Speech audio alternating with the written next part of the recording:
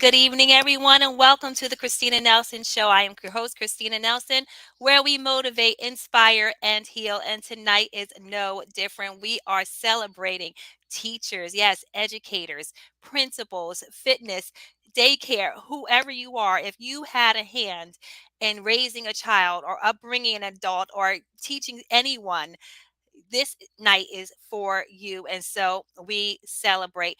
My favorite teacher in high school was Miss McCarthy. I loved Miss McCarthy. She was my fifth grade teacher, and she was just wonderful. She was funny, and she, taught. She had good ideas, and she just made you want to learn, right? And then we went on to Princeton Avenue. Some of you, if you're from Lakewood High School, you will know, or you're from Lakewood, you'll know Princeton Avenue was our like sub school for in the middle between elementary and middle school. And I had Miss Sylvester and Mrs. Reed, beautiful teachers, wonderful teachers, women of color. And tonight we are in honor of Women's History Month. We are celebrating those women, particularly women of color. Why? Because it's not a lot of women, and at one time women weren't able to learn, much less teach. And so tonight we honor those. So first, I want to give a shout out to everyone who is watching. Hey, everyone, everybody on the YouTube channel, everybody on Facebook. Hello, hello, hello. And thank you for joining the Christina Nelson Show. We are going to bring them up in a few minutes. But first, a quote from Oprah Winfrey. She says, "For every one of us that succeeds, it's because there's somebody there to show you the way out. The light doesn't always necessarily have to be in your family. For me, it was teachers at school." And that quote, I picked that because it's so true. We have family members and we have all these people around us. But for some kids, that teacher, that one teacher was the light in their life. Some went to school just because of that teacher. Some had such an impact on kids and your life that you will always remember that one particular teacher. And so shout out to all of those who are teachers or former educators or anyone of that nature. We give you a great shout out. Thank you. Thank you for shaping young minds. Thank you for shaping adult minds. Thank you for shaping minds, period, because we need our teachers, right? So I'm going to start off here. I have a video. I'm going to start this show off with a video because some people, I wanted a whole bunch of people on. I just couldn't decide everyone. I couldn't just have everyone on. And so there's one particular person that I'm going to have on, and she is near and dear to my heart. Why? Because she's my mother. My mother, God bless her, is 93 years old. 93 years old. And she was a Head Start teacher. If you lived in Lakewood, we had Lakewood Head Start, there was Tom's River, it was a whole Ocean County full of Head Start teachers. And my mother was a teacher's assistant, and she was wonderful. I remember a short memory. I remember being in Head Start, and that's when she started that year. So it was like 1978, 79 or something like that. Oh, I'm dating myself. But anyway, she was the teacher next door. And I remember being in the classroom next door to her, and I would make up excuses to go over to be with my mother. I would say the simplest things like, I'm not allowed to drink milk. My mother said I didn't have to take a nap. My mom said, and I would try to go over to the classroom next door to be with my mother. I was a mess. I knew my mother was there. And as long as my mother was in the classroom next door, I always tried to have an excuse to go and visit my mother. So here's a short video. Some of you, if you had her, she was Miss Ellie. And here is my mother. Stay tuned. Hi, Grandma. Hi, how are you? We're good. Everything is good over here. So I just want you to let everybody know your name. My name is Eleanor Clements. Okay. Can you tell us about your journey working for the Ocean County Head Start?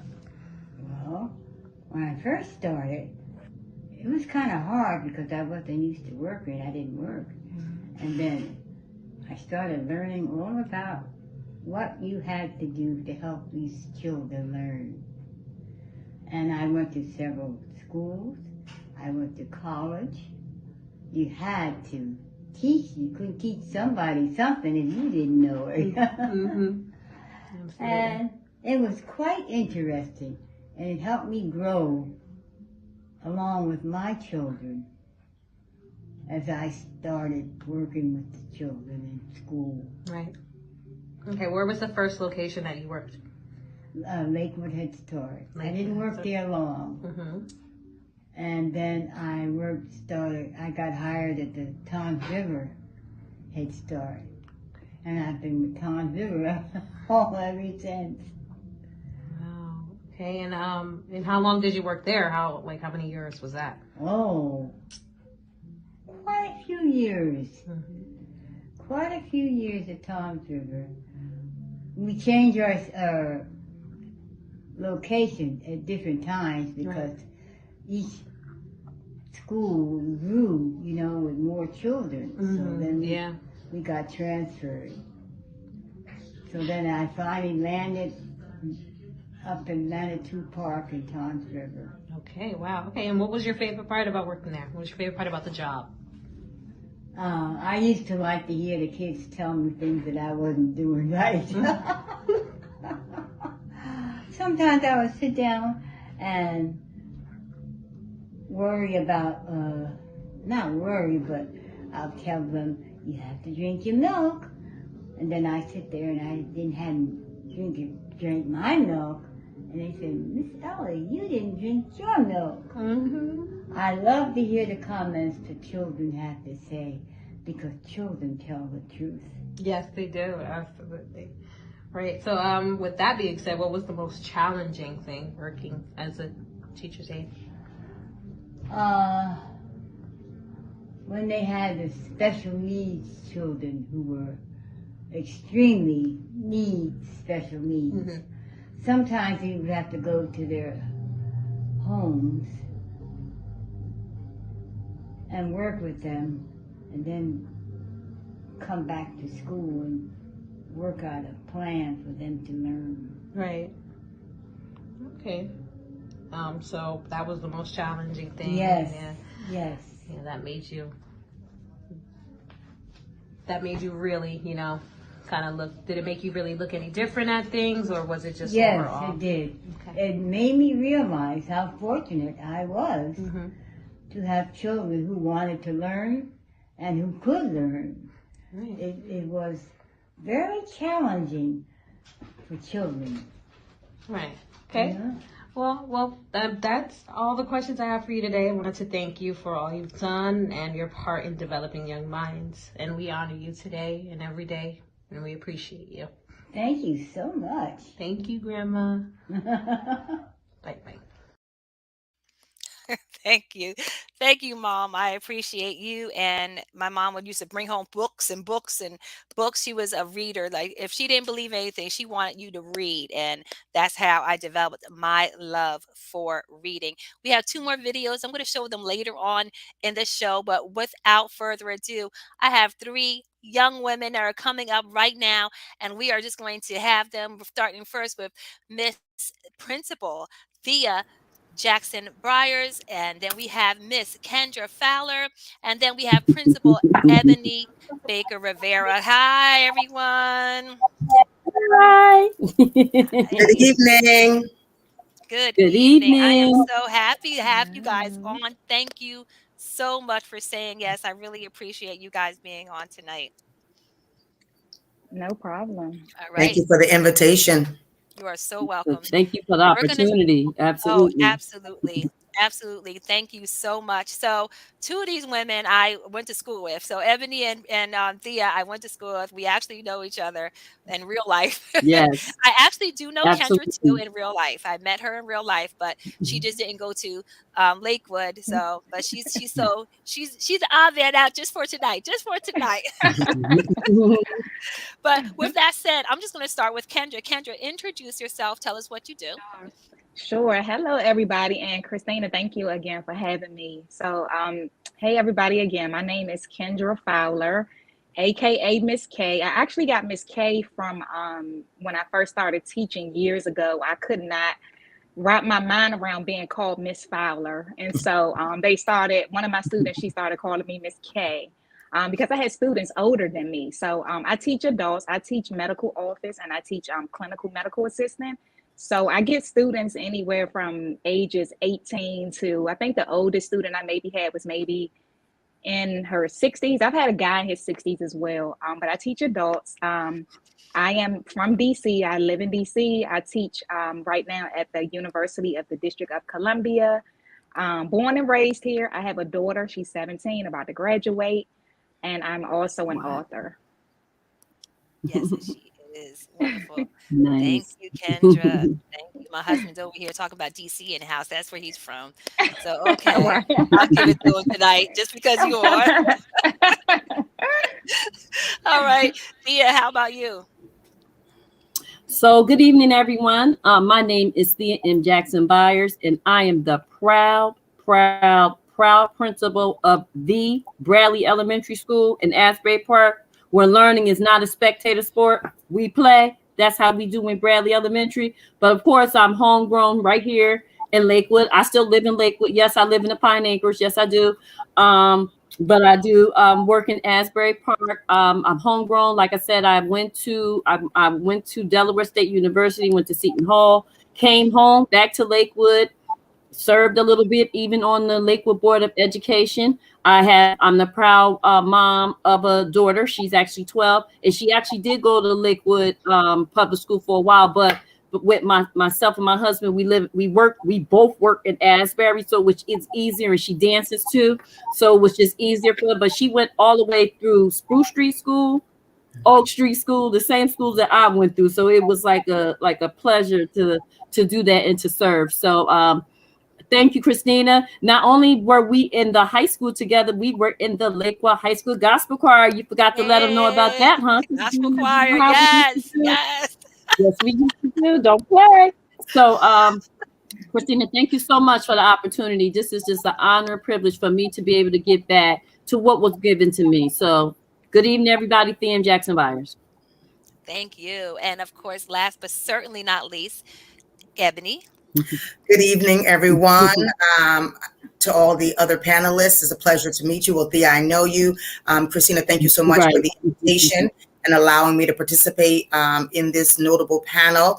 I am Ebony Rivera, but formerly Baker. A lot of my first class students still refer to me as Miss Baker. I think I will infamously be known by that because that is my family last name in the town of Lakewood.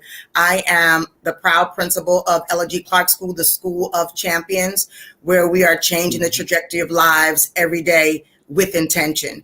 And I think the one thing that I try to instill in all of my constituents, that's just not my students and my staff, but also my parents, that everything that we do requires strategy and it requires purpose. And when we have those things fueling everything that we do, the result is what we want it to be, right? It's not a wishing thing. It's not a maybe it could be. No, it shall be if you endeavor to make it so. And so we're very intentional about the things we do, from the way we greet our students in the morning to the way that we send them home in the afternoon.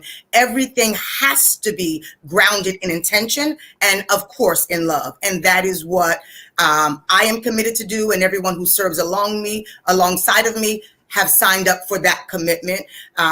We can't necessarily teach Bible, and I know Thea will understand this in school, but they're biblical principles grounded in everything that we do. The word tells us to do everything in love, and so I do that, but we use the word nurturing. It means the very same thing.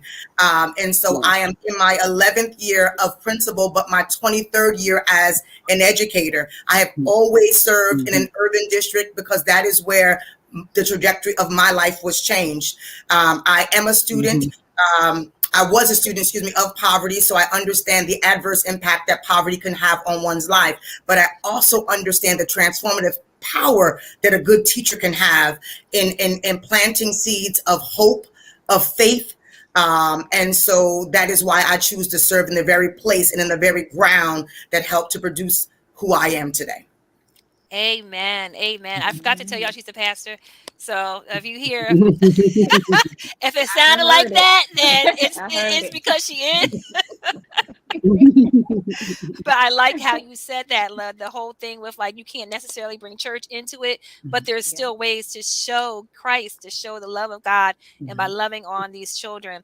And so we're going to switch formats a little bit. Kendra, you don't teach children, but you treat adults, which is still equally important. People who have gone through the system, have gone through, elementary school and maybe high school. Maybe they didn't complete high school for whatever reason.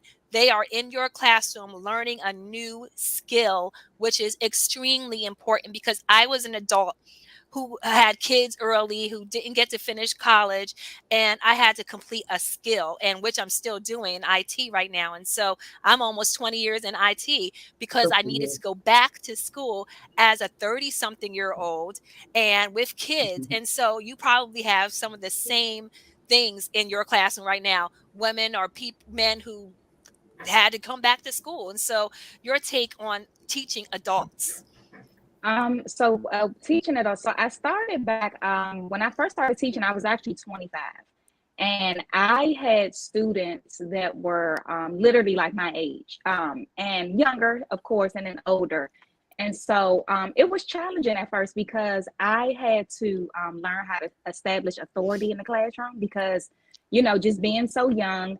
And again, some of them being my mother's age, you know what I mean? And I was uncomfortable with being called Miss for a long time.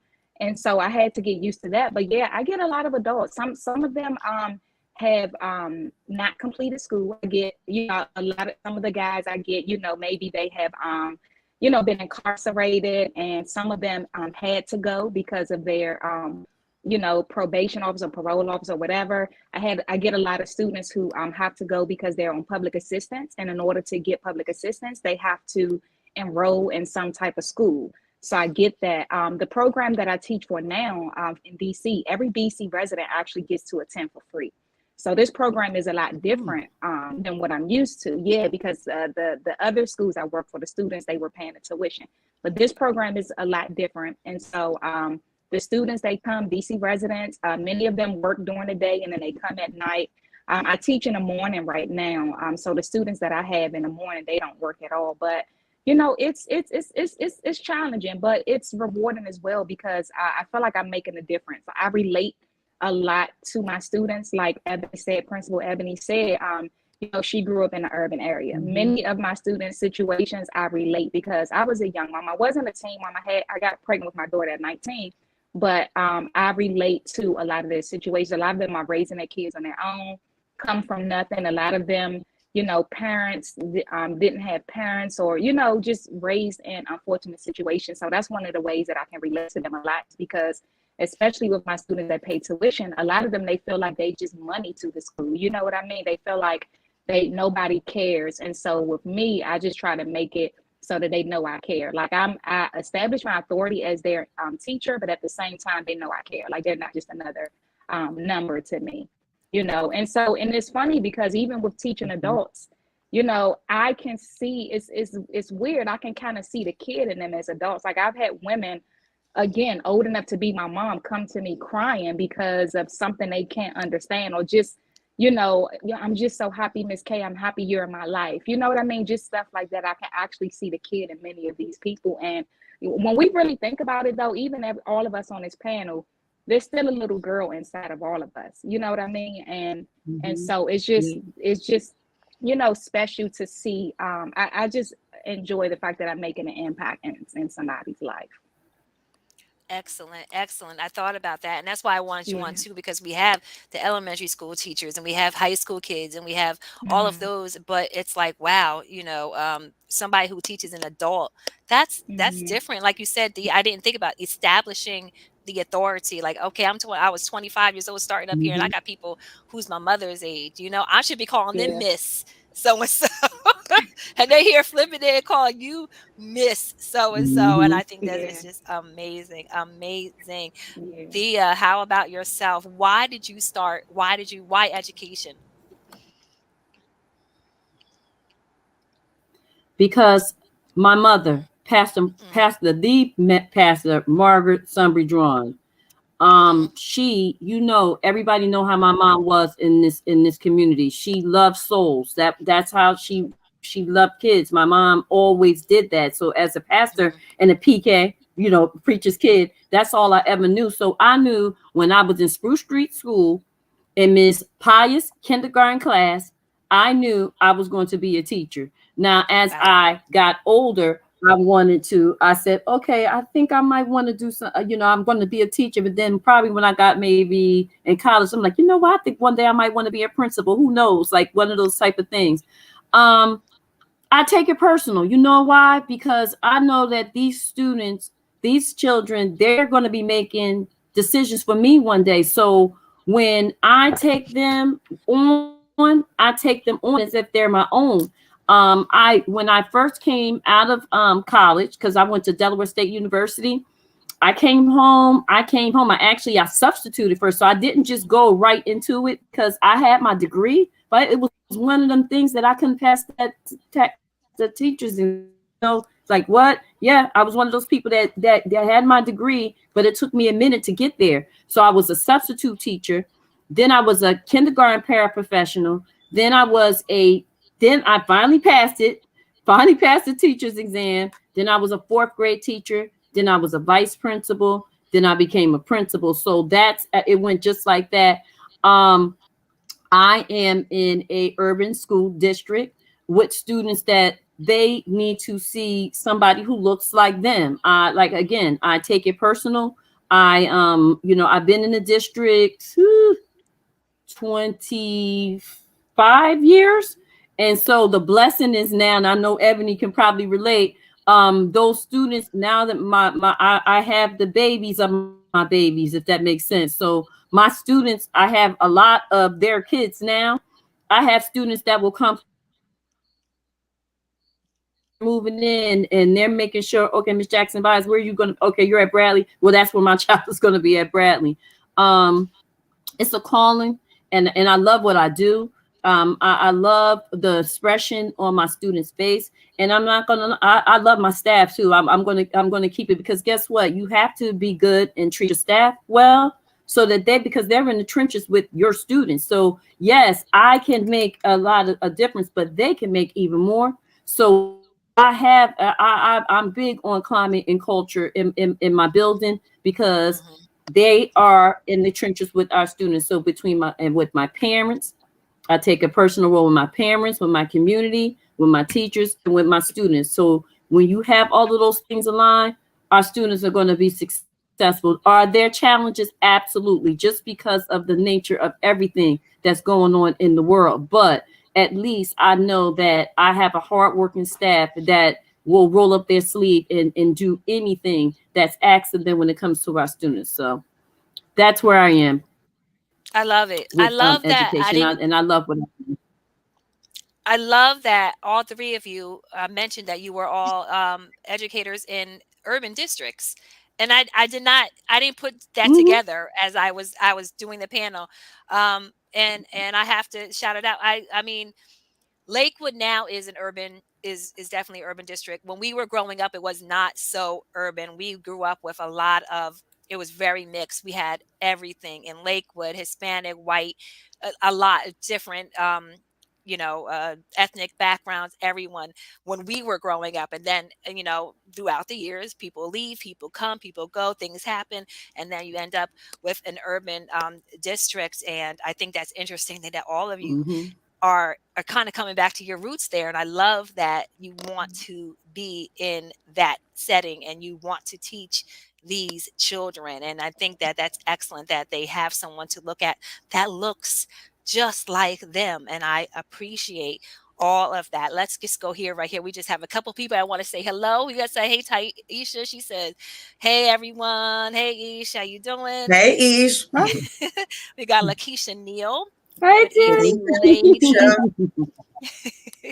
Terry Lambert says, Hey, hello, Terry. ladies. Hey, Terry. Hey, Now we have yeah. France. She said that she visited Miss K's classroom, and she said she is a Hi, phenomenal friends. teacher. Thank you, France friend. says that she is a phenomenal teacher. That is Nice. great to say when you have peers that come in your classroom and they're in awe, like, wow, she's a good teacher. Mhm. She is Thank excellent. you. And we're going to Thank get you. to some of the things that she does outside of her classroom in a minute because she has a YouTube channel that's off the hook. When I saw it, I was like, how many followers you have doing what she does in the classroom? So it's awesome. It's awesome. He says that we are y'all are doing a remarkable job. And so we thank you. You are doing a remarkable job. And so we got to why you became an educator.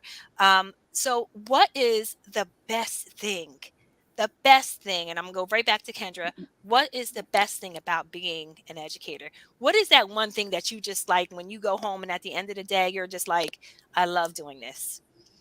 It's just knowing that I made a difference. It's just like I Mhm. can relate to not having any hope. I can relate to, feeling looked over and feeling like I'm never going to be anything because of my circumstances. So I just love, the fact that I can relate to them. They see what you can become. Like you don't have to be your circumstances. I just love being an inspiration. And that's, why I started teaching. I'm a teacher by nature. Everything I learn, I teach. Like it's a blessing and a bad thing too, because I can't sit still. But I just love just imparting wisdom on people and give them what I know. Like I feel like if we get it, we should give it. And so I Amen. just find joy in it. I literally smile at that. Give it.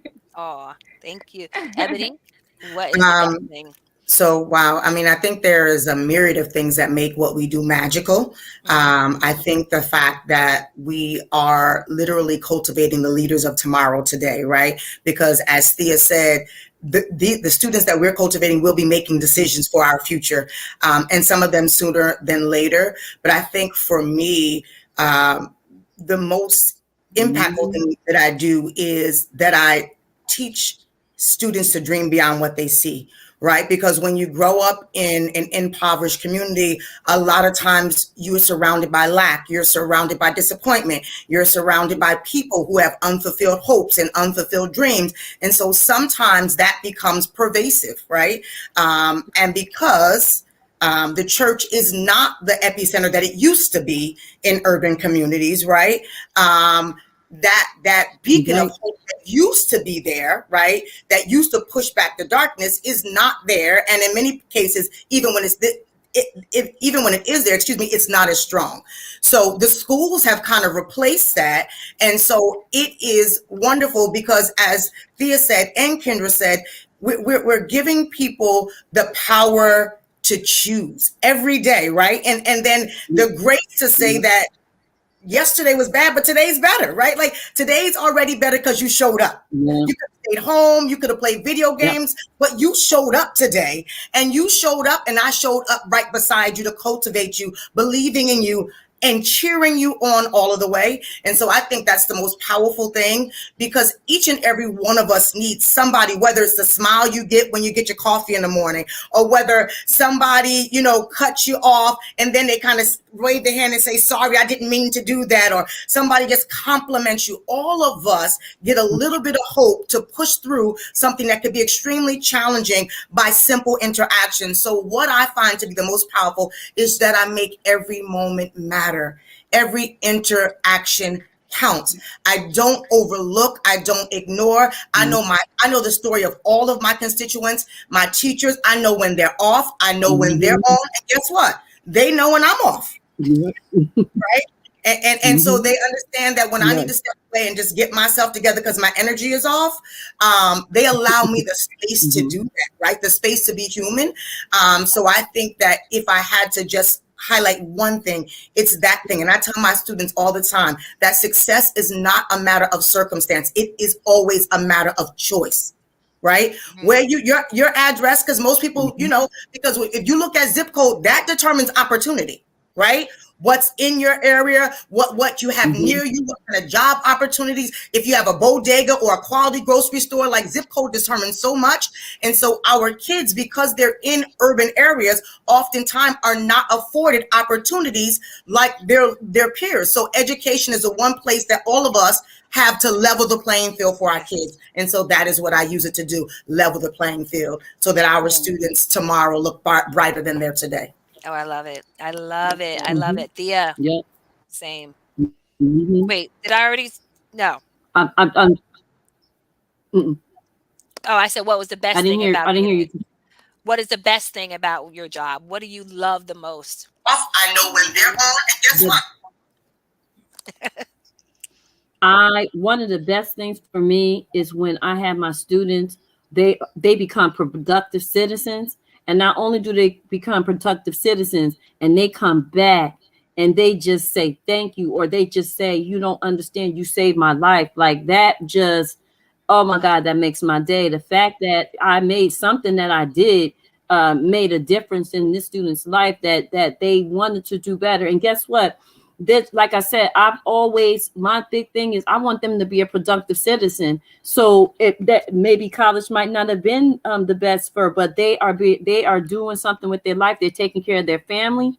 So the fact that something that I did, I spoke that into existence, for me, that's a big thing for me. When my students are able to take care of themselves and their family and be productive citizen, that does it for me. That's when I know that I've done my job. Awesome. Wonderful. Okay.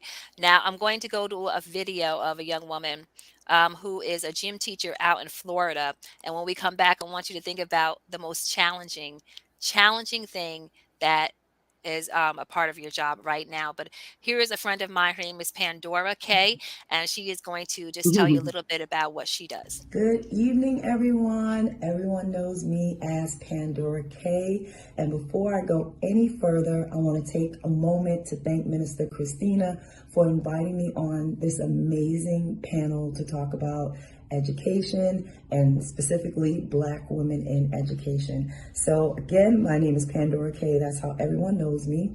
I have been an educator for about 20 years now. I didn't start out as an educator. I actually started out with a legal background, and my goal was to go to law school. But at some point in my journey working for the district attorney's office, I discovered my passion for fitness, and I decided to go back to school, get a degree in education, and wait for an opportunity to become a physical education teacher. So I actually started out in the classroom, working with students with special needs, autism, different, all different grades. I think I've taught every grade, I believe, except for third grade. I think that's the only grade I haven't taught.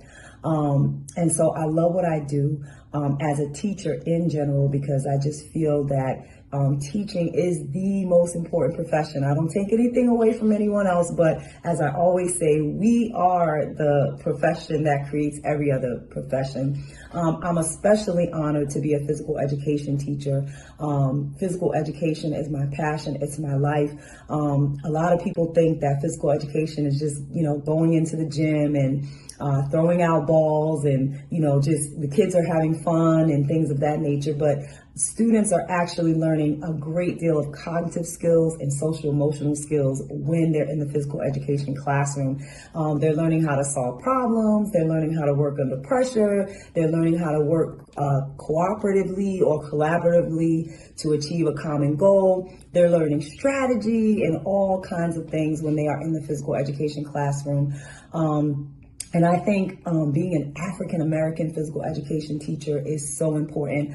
First of all, I love the fact that in the school where I teach, which is predominantly a Caucasian neighborhood, that girls, that they can see someone that looks like them.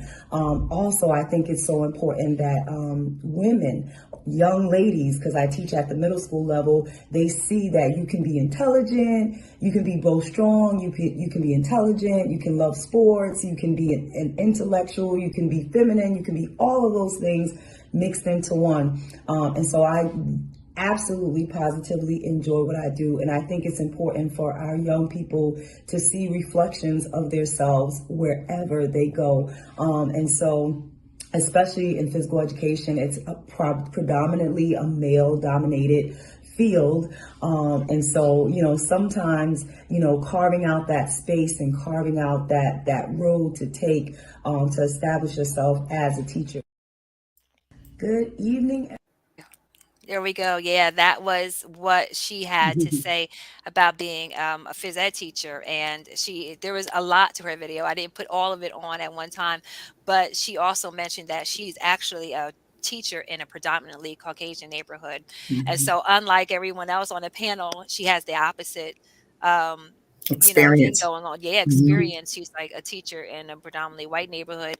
And so it's important to be that voice for the other few African American students that she may come across. And so I asked you before we went to the video to think about the most challenging thing, because I know it has its challenges. You all kind of touch on challenges, but Kendra, what is the most challenging thing about teaching, especially adults? The most challenging thing with adults is that I would say because they have a choice,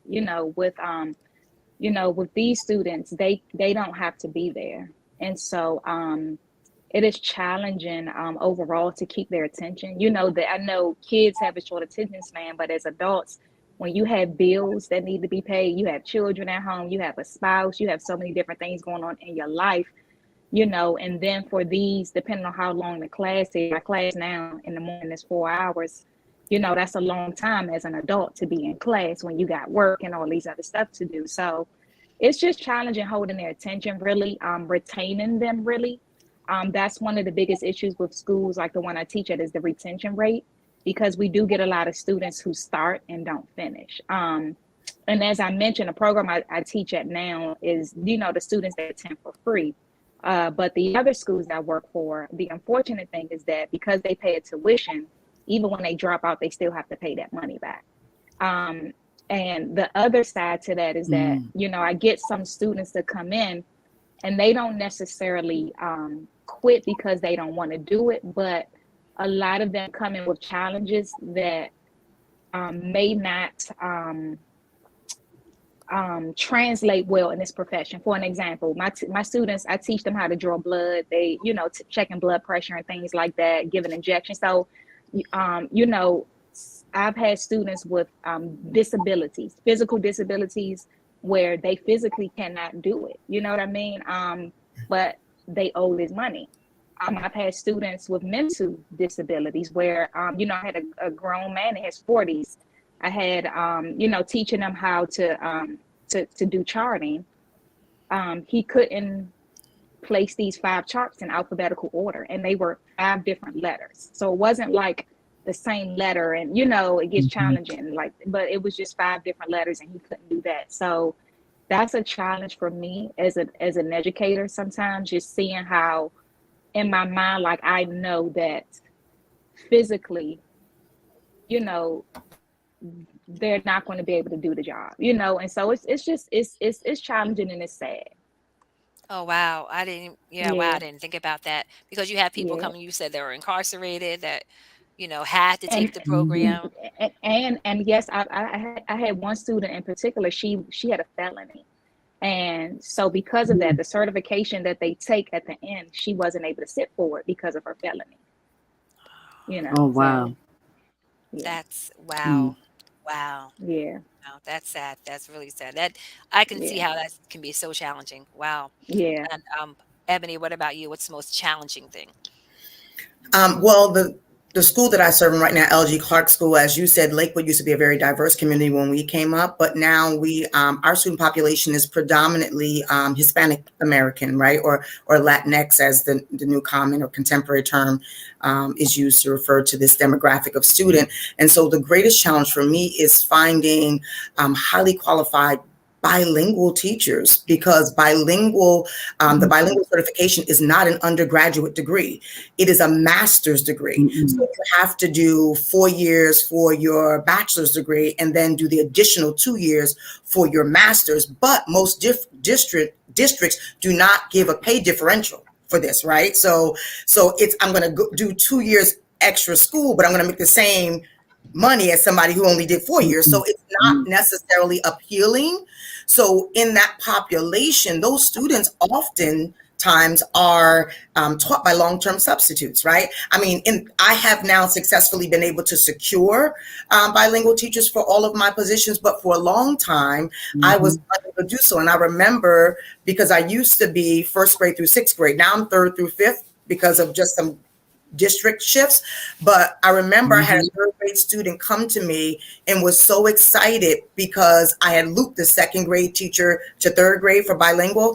And he said, for the first time, I actually have the same teacher. He had been having long-term subs for most of his school career, even at the primary level, that he couldn't even trust, right? Because trust is a huge part of what we do, right? Relationship.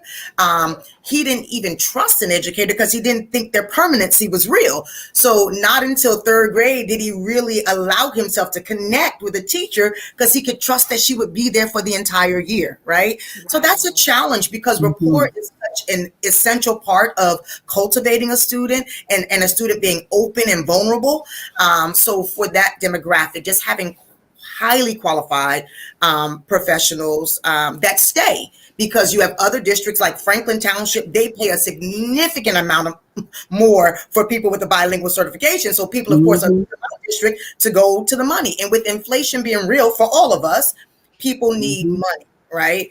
So that is for the demographic that I serve, the greatest challenge. I think in education as a whole, I think the control by the federal government is a huge adverse impact to education, right? I feel like standardized testing and saying that every kid has to be at this place at this time, and then creating a curriculum that forces kids, right, to be able to show their intellect in this way only, right?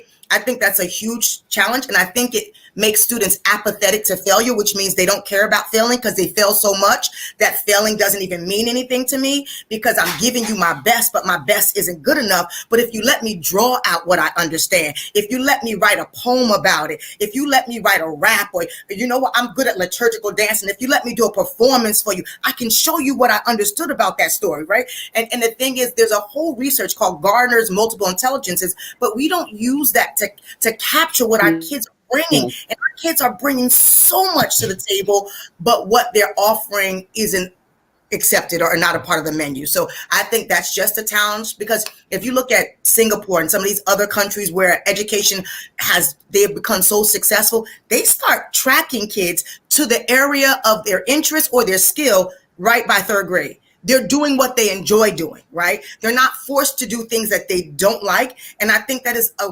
wonderful thing that American schools should consider. Like in Lakewood, we don't even have vocational. Christy, when we went, we had folk photography and automotive. They don't even have that in Lakewood anymore, right? And that every kid's not going to college. School in the formal sense is not for every student, but every student has something, like Thea said, that they can use to be a productive citizen, a contribution they can make to the world. But school's not showing them that. And that's, to me, a huge struggle. That is absolutely. My husband and I were talking one time about, how schools had home economics and all of those things to, get you ready for the world and everything. And now, like, that's just like yesteryear is like no one does that anymore. So wow, that's amazing. Wow, what a big challenge. That is huge to hear someone says, oh, Ebony, this is good, so good. Not every student learns the same way. It's not one size way fits all, and that is the truth. I wish I remember Mm-hmm. watching an episode of the Cosby Show back in the day. Remember the episode that Theo found out he was dyslexic, and they went through, and they made gist of it like, oh, so all them times, Dad, you yelled at me, and all those times y'all got on me because I failed or didn't get a good grade, it was because of this. But we didn't learn that back in the day. You didn't take a test to see if you were dyslexic or anything, or what about the child that's misbehaving, because they just don't learn that certain way. It's just different now, and no one goes to that child and says, can you teach me a different way, or can you do things a different way? Actually, Right. a close friend of mine now is dealing with something with her daughter, who had a brain injury, and Mm. she needs her to be taught differently. She needs a certain amount of time to take a test or Mhm. something to that effect, and the teacher wouldn't give it to her, and that's how she's in a fight because the school said, okay, we Well, she should be um, able to qualify for something called a medical 504 that would give her extended time, give her other mm, modifications, and that's a legal document, especially if she has a documented medical condition. yeah, So, I mean, you can give her Thea's number or my number. We'll be more than happy to walk her through Yeah, the but process. the 504, five a Because that's another 504, that's right? another challenge that I see. Like I Modification, just went yeah, whatever yesterday she to needs to, advocate yes. for a family because a lot of times, Oh, absolutely. unfortunately, they take advantage of our community, assuming that we don't understand what our rights are, and it's not that parents Yep. don't want they want what's best, Yep. but it's just like me going to the automotive shop. I don't understand what they're saying to me. That's why I have to bring my husband. But we need advocates because we need people that understand what by right our child should be receiving, and that's important. absolutely, Absolutely. absolutely. Thea, what Yep. your challenges, what are those that you experience? So of course, we are coming out of this pandemic. The learning loss after the pandemic. First of all, we have students that are already experiencing learning, difficulties already. They're already below. But couple that with the pandemic, trying to bridge that gap after the pandemic, the learning loss of the pandemic. You have students, they're learning. Some of them, this is the first time, like they might be in the third grade, but when they first started, it was like they were in preschool when everything began. Learning how to get along, the whole social emotional thing is a big thing. We were in their living rooms and we saw some of the things that we saw in their living rooms when we were on camera. And now they're not in the living room anymore. Now they're in the school. And we still have to deal with that. And we are still, like Ebony said, we're still expected to perform. We're still expected to demonstrate some type of growth and in success. So that in itself, the learning loss after the pandemic has been astronomical, and the social emotional after the pandemic. Those are some of the biggest challenges that we are dealing with in the school system. Let alone, and we're not going to even talk about the whole thing with charter schools. That's a whole nother thing that we're dealing with, because now we have the charter schools are taking students out of so that's a whole nother thing. So those are two of the biggest things. The pandemic and charter schools are some of the biggest challenges that we are facing right now. And I'm quite sure, Ebony, you guys are facing them too. Yes. Really? So like, let me charter school. So are they targeting? Well, Um, the thing is, we're pulling from the same student population, right? So like, for instance, when I started out Yes. in Yep.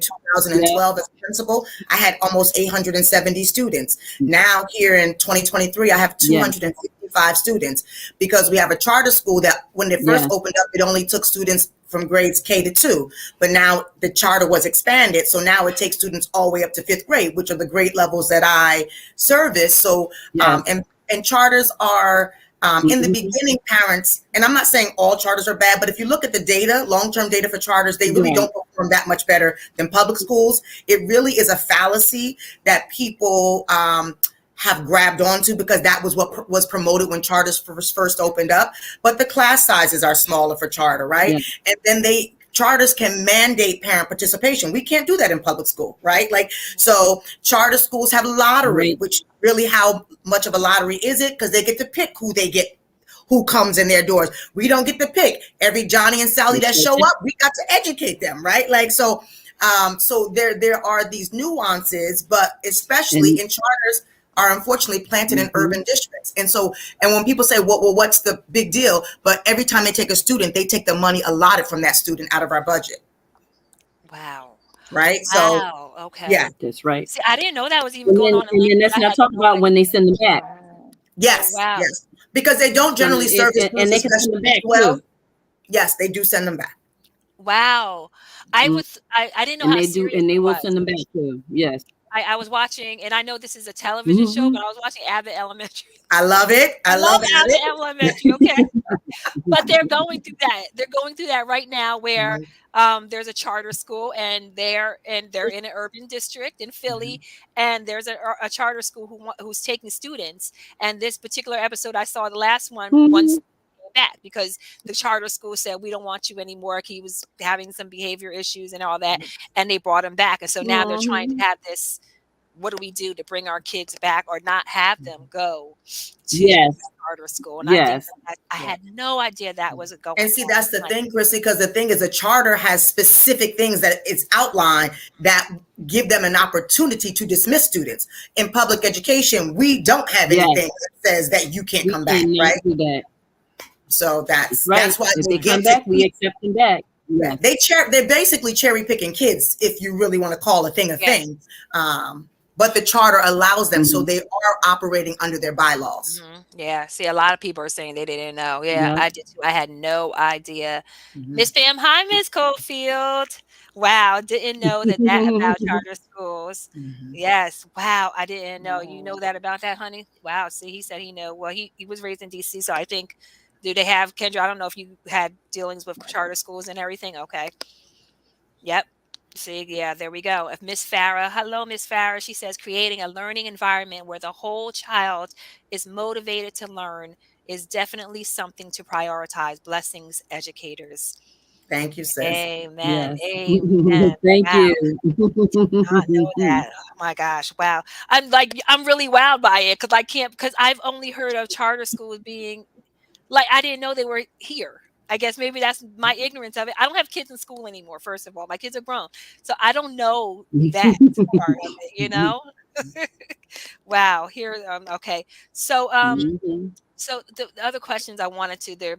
I have one about your inspirations. Who were your inspirations? Then we're going to get to a couple of fun questions that I have for you guys. So who were your Kendra, who was your inspiration or who is your inspiration?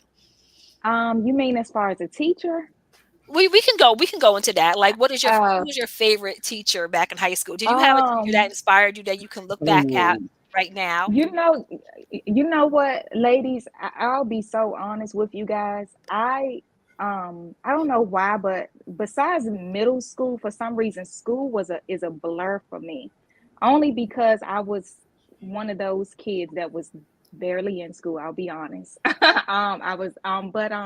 I was actually thinking about that. I always hear people talk about their favorite teachers. Like, I mean, I had some I remember that were like funny and stuff like that, but I can't think of a favorite teacher. Like, when I think of my favorite teacher, I literally go back to kindergarten and I think about my teacher, Miss Johnson, that used to hold me all the time. And we would be outside and we would be going back inside. I remember we'd be at recess on the playground and we'd be going back inside and I look over at her and she was actually, I think she was one of the teacher's assistants because the teacher would be going inside, but she would go like this, her hand out.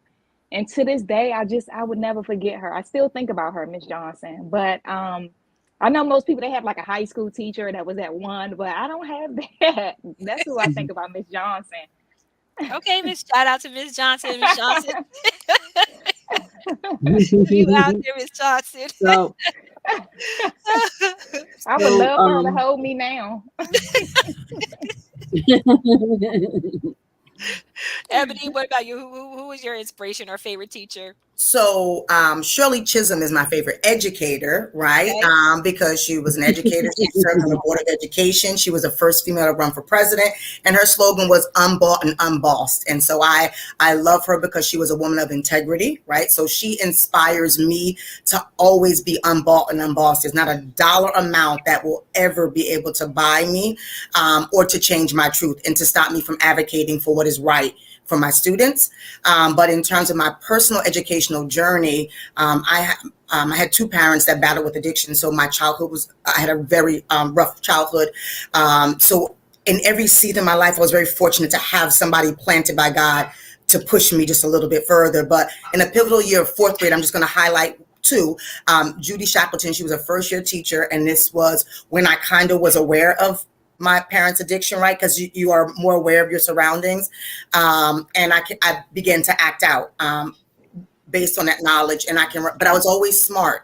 So I remember her pulling me outside the classroom because I was misbehaving, being disrespectful. And I gave her every reason to basically just kind of like, dismiss me and not pour into me, right? And to take what I was doing personal. But she pulled me outside and she said, Ebony, I see past your problems.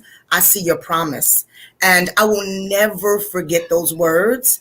And Miss Shackleton put me in the G&T, which is the Gifted and Talented, or the incentive program, in fifth grade. And that just changed the trajectory of my educational experience. She believed in me so much. She showed up to my high school graduation.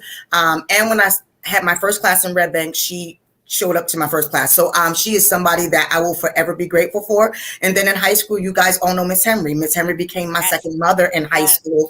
Another pivotal time, my mother moved to Maryland when I was in high school. And so she stepped up and she was my mother. She took me prom dress shopping and attended my senior awards night. And, just made sure in that season of my life that I didn't get lost in everything that was around Lakewood. And I don't need to say any more than that to you ladies, but you know what I mean? She would snatch me up and make sure I was after school practice. So I wasn't out at the snack shop, like that kind of thing. She just had a heart for me, kept me rooted and grounded in purpose and kept me pushing forward. So I was very fortunate to have educators that just showed me that I mattered, that my future mattered, and that what I did in my now would influence what I would be able to do in my next. And so I'm forever grateful for those people. Love it. Love it. Listen, and we shout out to Miss Henry. You know why? I graduated with Miss Henry's daughter, Dewanda. Absolutely. So during lunch, Joanna, yes. we would go to her classroom. We would be all in her classroom.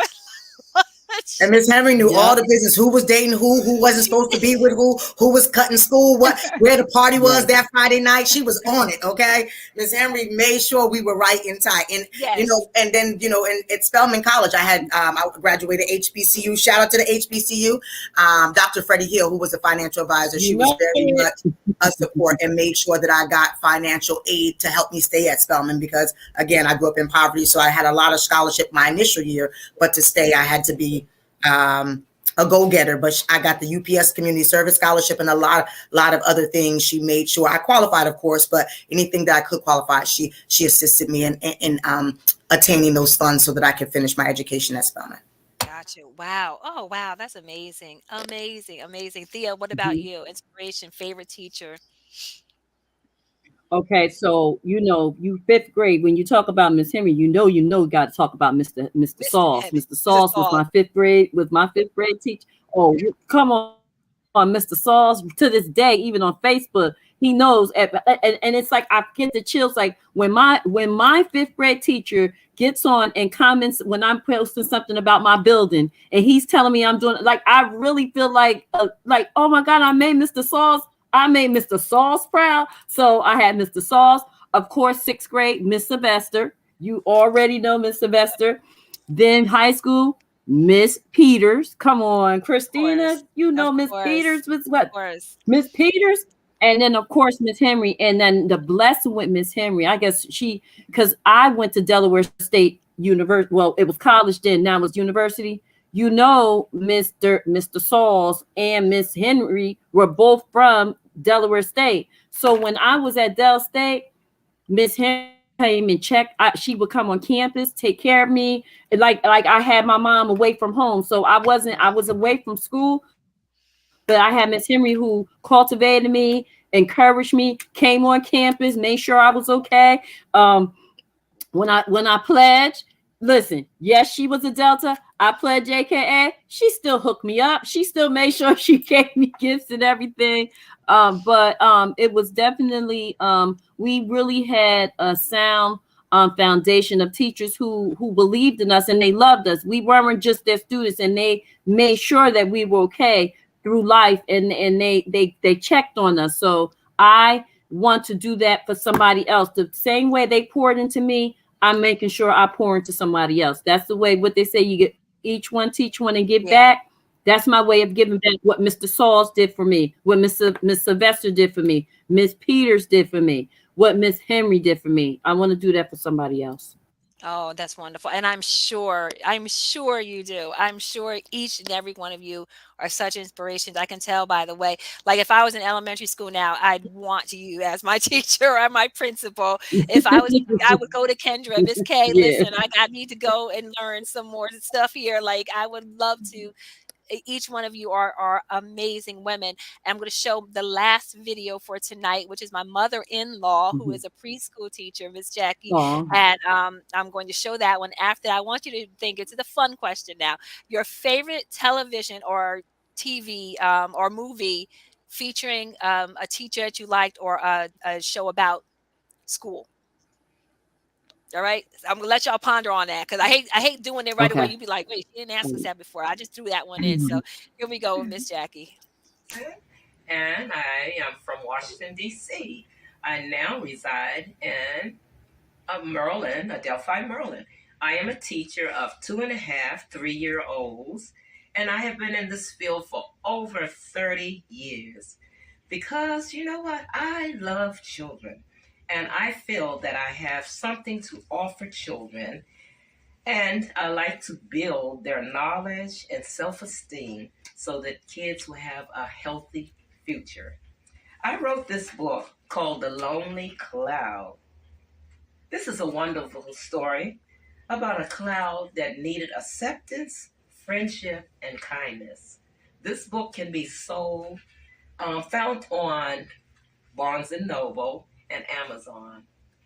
And I hope a lot of you will get this book and read it, because this book is also good for older children too. I thank you so much and have a good evening. Oh, thank you, Mom. Thank you. She also, I have to say that she was also Teacher of the Year. I think more Wow, than once she was Teacher of the Year, congratulations. but Nice. she was Teacher of the Year this Wow. year. Yeah. She's good. She loves her kids. She always has stories, and I think she's on right now. But shout out to my mother-in-law, Miss Jackie Nelson. So I appreciate that. So did any of you think of anything, like Kendra? Do you know of any TV show that you loved that? Um, Um, I can think, well, the movies that I think of, my situation is not the same. I think about Freedom Writers, and Oh, like that's my movie. and like Dangerous Minds. I think about that because I'm not a white teacher, so I don't have to break that barrier, but I do have a lot of students with hard exteriors that I got to penetrate through. So I never really thought about that until you just asked that question. That those movies, they did inspire me, because I do deal with that a lot, having to penetrate hard exteriors, wow. So definitely Okay. those two movies. Gotcha. And I would piggyback on Freedom Writers for that, as well as the fact that she just taught them to believe in the power of their own story, right? Like that their story mattered. And I think that that's what we do as educators, is that we teach students that they have the pencil, right? And that pencil has a big fat eraser, and we get to erase the things that we didn't do well, and we get to make some better choices. And we are writing our story, and we can write well, and our story is not going to sound like anybody else's story. And it's not supposed to, because it's ours, and it's just as beautiful, and it's just as powerful. And that's why I love Freedom Writers, because I think that's just we have the freedom to write. What are you writing, right? With that freedom, because what empowerment is coupled with accountability. What are you writing? Yeah. What are you writing, right? And the power to turn the page, right? You can That's turn the good. page. That's I good. love that. That's Yeah. good. Yeah. Yeah. And of See, course, lean on me. I'm Joe Clark because I I was about to say, Yes, I step thought ain't in about nobody you. gonna leaning say on lean me on me. too. Okay.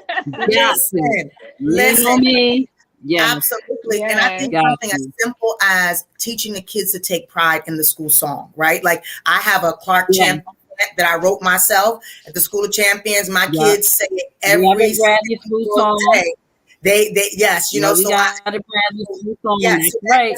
That's that's right. a unifying thing, right? It's saying that everybody Yes, here matters. And this is the one thing, no matter how different we look, this is the one thing that galvanizes us all around the same vision of all of us becoming better each day.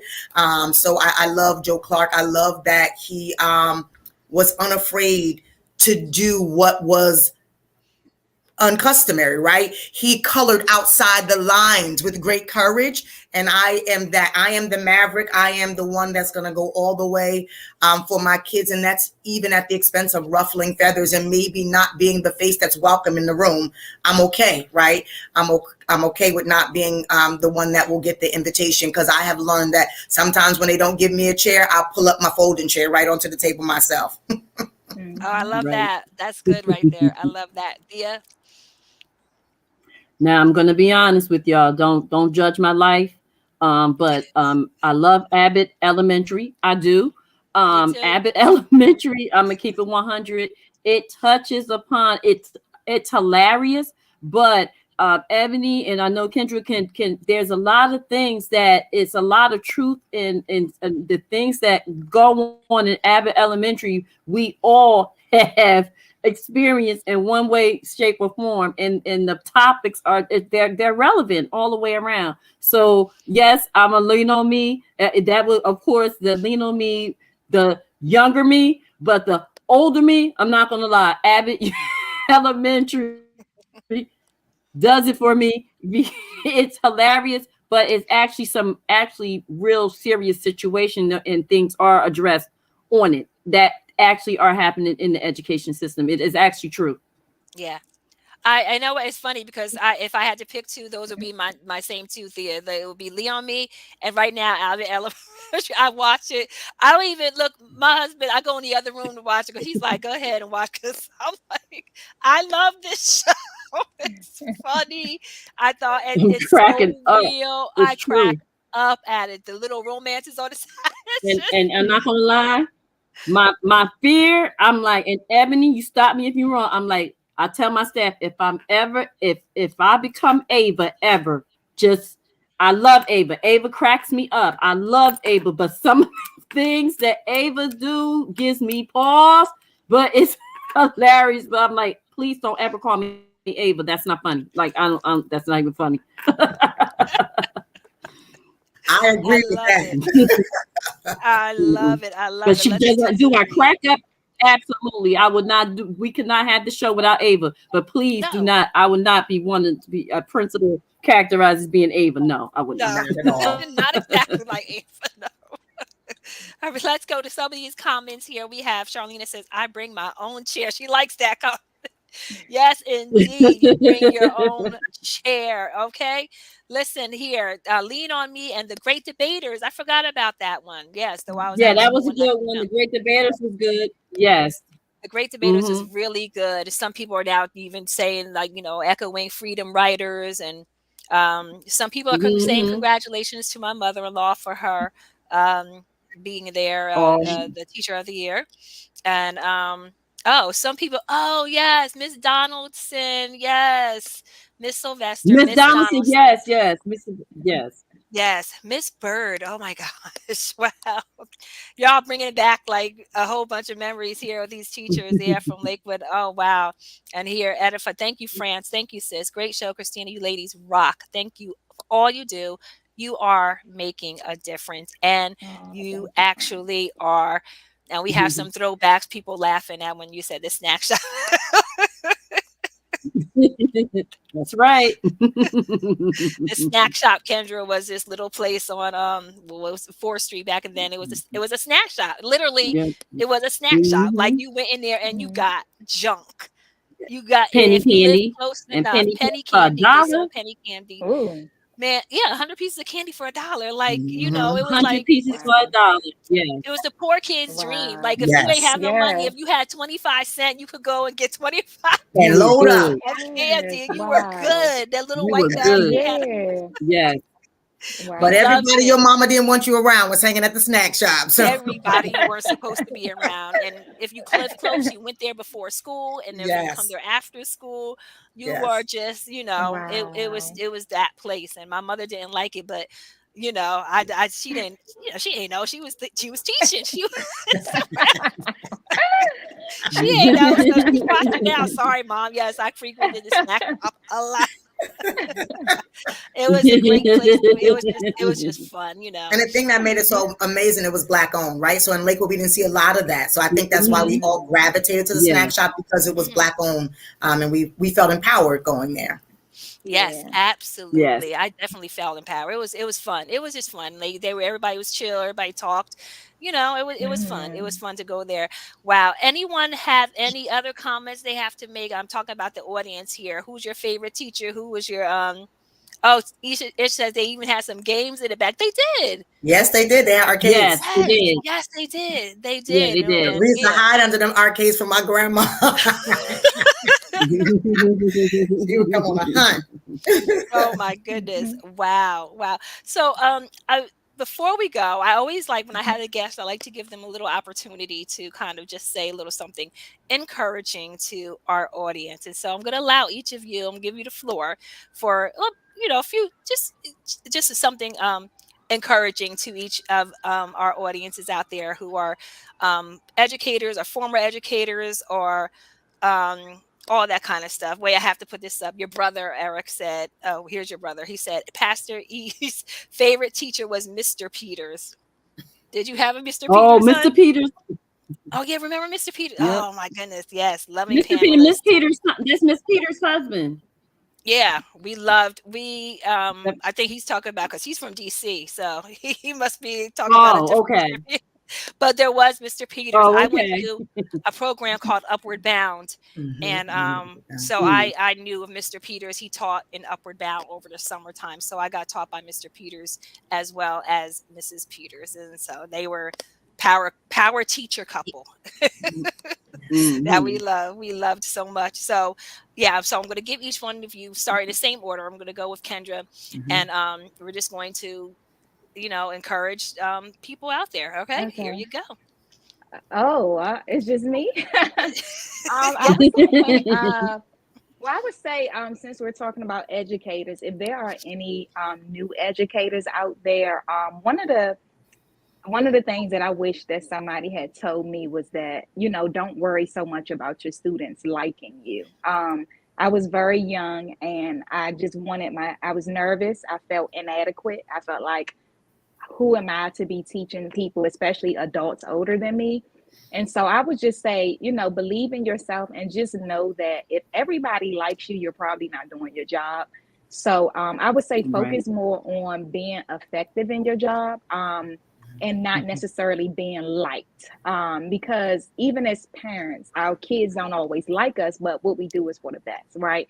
So think about it like that. And then be okay with the fact that, you know, everything is not going to turn out the way you want it to, right? But just find comfort in knowing that you did your best. And as Pastor Principal mentioned earlier, we may not necessarily be able to say God in the schools and things like that, but we could still show the love of God, right? So we could still show up and, and be that light of Christ in the classrooms without having to use the words, like, because they'll know by our actions. The Bible says they know us by our fruit. So just be that loving person, and also balance. Make sure you have a balance, because as a teacher, work come home with us. So just find a balance, be Mhm. effective, but don't neglect home. So I would just say that. Mhm. Oh, Great thank you. Good. advice.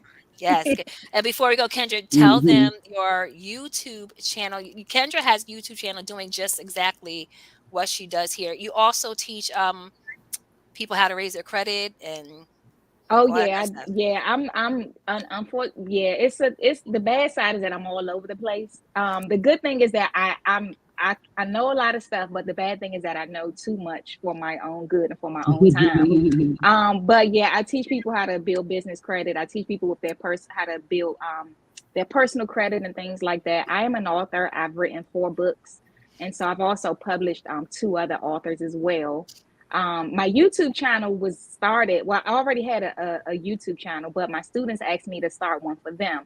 And so the way God works is that, you know, you may not necessarily want it to do something, but he may speak to you through somebody else, right? Mhm. So I believe God had me to start that YouTube channel because of that channel. I started a couple years ago, and it has grown exponentially way more than my channel that I had for years and years. And so many people have been reaching out to me, just letting me know that God sent me their way. Letting me know that I'm a blessing to them. I'm helping them pass their tests. I'm helping them understand just things that they couldn't understand before. Just so many different things. I could go on and on about how God is using that channel. That channel was called Medical Assistant with Miss K.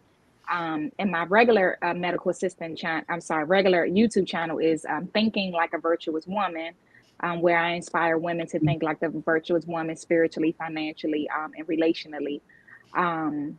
So that's just a little about me. Is that what you wanted me to share? Yes, Okay. absolutely. So, yeah, Okay. absolutely. Because teaching is so like multidimensional. Like it's Yeah. you're and you're teaching so many different things that people need to know. So yeah, Yes. thank you, Yeah. thank you, thank No you, Ebony. What problem. about you? It's your turn. You're up next. Okay, so Encourage I, us. I want to end with a quote from Maya Angelou, and then I'll just share some final thoughts. But one of the quotes that speaks the most to me in terms of just being a person is people will forget what you said, people will forget what you did, but people will never forget how you made them feel. And so I think it is so imperative that we get back to just basic human kindness, because before people care what you know, they have to know that you care. And so we have to truly understand the power of love, right? To cover a multitude of sins. And so I just encourage each and every one of us as we're interacting and going through our daily routines, that we be very intentional about being kind and being compassionate and being empathetic, because if there were ever a time that the world needed those things, it is now. People are hurting, and hurt is on mass display through social media. And so now not only are we carrying our hurt, but many of us carry the hurt of a significant portion of our tribe or our circle or our community, because we see it, we read it, and we are carrying it in our hearts. So that is why showing kindness and showing love and being light is so much more important, because there's so much more darkness that we have to push back. And then just an encouragement is that learning is a lifelong endeavor. When you stop learning, you stop living. And I want to encourage everyone, follow your dreams, pursue those things that are in your heart, those dreams deferred, the things that you set aside, because you don't have to be great to start, but you have to start to become great. So whatever you've paused, whatever you've delayed, whatever you have failed to do, recommit today to start. You do not have to be great to start, but in order to become great, you have to start. So I encourage you to start now. Oh, wow. That was so good. And that was so good. Thank you, Thea. And Abby, do you have anything like, do you have any YouTube channels or anything that you, Not yet. Nope, not I yet? don't. Yeah, that book is coming though. That book is coming as yes. All right, Thea, you're up. So, in every, what I would like to say to everyone, just as Pastor Ebony said, just be encouraged, everyone, and also just to let you know, in anything that you do, you have to have a good balance. What do you mean, Thea? Meaning that charity begins at home. I go to my building every day, and I have my staff, and I have my students, and I have my parents, but I also have Michelle Lynn Jackson Byers, who is my 12-year-old. So I have to make sure that between my husband and my daughter, that I make sure that I have a good, healthy balance. My favorite job is being Michelle's mom. I am a proud dance mom of Michelle and Jackson Byers, and she keeps me in these dance streets 24/7. But you know what? I wouldn't change it for the world. So just to let everybody know, be encouraged. As Pastor Evans said, it's never too late to start. Whatever you want to do or you want to put your mind to, you can. It's not, but just in anything you do, don't forget about home. Charity begins at home, because it's easy to go and service other people, but then you have your home life that you have to have a very good balance to make sure that home is supported as well. So be encouraged, everyone, and thank you, Christina, for just giving me the opportunity to be here. And that's all I have to say. Have a blessed evening, everybody. All right. Oh, wow. Thank you, everyone. Listen, I am so grateful that you all came here and that you all decided to be on the Christina Nelson show. My goal is to motivate, inspire, and heal. And I thank God for each and every one of you who definitely motivated me, inspired me today. And, you never know, you might have healed someone's heart today in the area of education. And I wanted to end right now with this quote from I think it's Marion Wright Edelman, and she says, education is for improving the lives of others and for leaving your community and world better than you found it. Yes. Amen. She's a Spelman graduate, by the way. Is she? Yes, Okay. All right. All right. That's right. Wonderful. Wonderful. Wonderful. Everybody have a wonderful night. Thank you, ladies. Thank Once again, you. thank you for all my listeners. I Thank appreciate you, you. Facebook. Yes, users, thank you. all of you people. Thank God for you. Oh, Aw. That is so sweet. Your my husband hopped on husband. in. Hubby, what are you doing on here? I don't know. He probably Thank got you, your link and hubby. then came on. Oh my God. Oh, He's at work. on. He's at his second job. He worked a full-time job. He's at his second job and logged All on. right. I love you All too, right, baby. husband. All right, Mr. Byers here with the 2 jobs. Yes. That's my Making it hubby. work. All right. That's what we do. That's what we Thank you. do. All right, now, Yes. guys. Everyone, have a wonderful night. God bless you you all. too. Thank you You again. too. You are Thank very Nice Good welcome. meeting night, you, everybody. No Kendra. problem. Bye-bye now. Thank you. All right. Bye-bye.